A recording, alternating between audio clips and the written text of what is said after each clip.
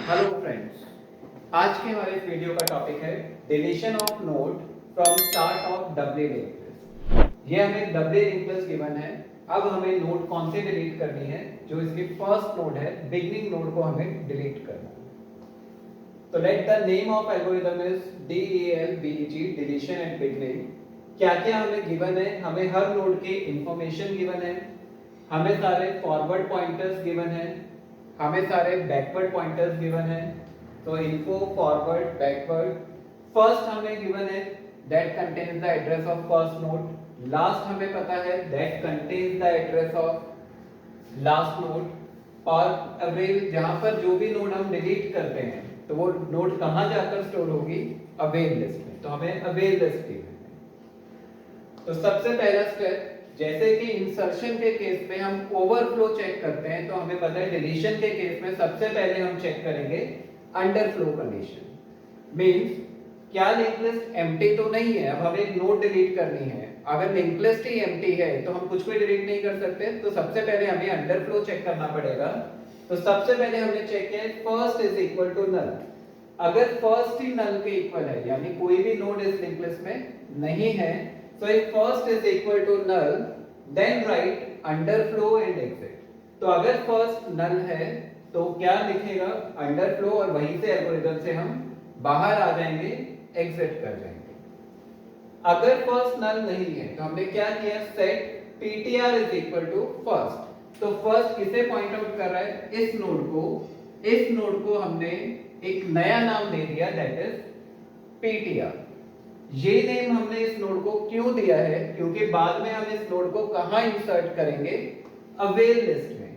तो इसलिए हमें इस नोड को एक नेम देना है ताकि हम इसे बाद में अवेल लिस्ट में इजीली इंसर्ट कर सकें। तो हमने इस नोड को एक नेम दे दिया ptr।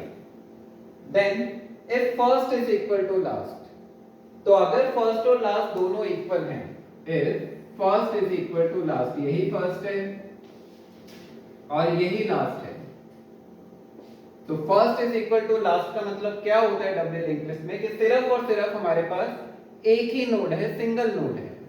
So if first is equal to last, तो अगर हम इस नोड को डिलीट कर देंगे तो हमारे पास कुछ भी नहीं बचेगा। तो set first is equal to last is equal to null.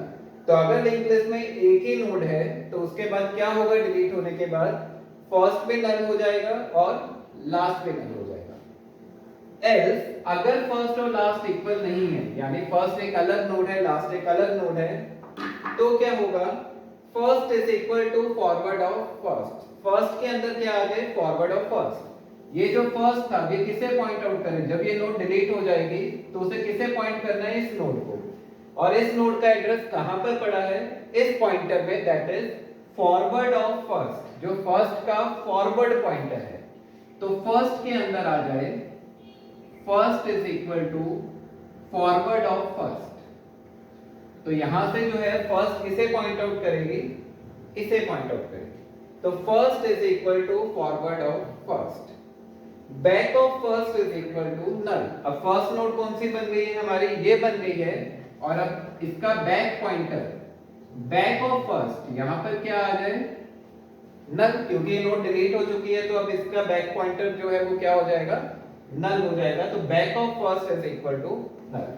तो अब ये नोड यहां से डिलीट हो चुकी है। अब इस नोड को हमें क्या करना है? अवेल लिस्ट में ऐड करना है। तो हमारे पास एक अवेल नाम की लिस्ट है, अवेलेबल मेमोरी। इसमें हमें इस नोड को ऐड करना है। तो सिंपली हम क्या करेंगे? Set forward of ptr is equal to avail. जो ये ptr नोड है जो हमने डिलीट करी थी, इसके फॉरवर्ड में ये किसे पॉइंट आउट करेगा? अवेल को। और अब ये अवेल की फर्स्ट नोड बन जाएगी। तो अवेल में क्या आ जाएगा? ptr। अब अवेल यहां से हट जाएगा और अब नया अवेल क्या बन जाएगा? ptr। तो ये नोड जो है हमारी, इस अवेल की क्या बन जाएगी?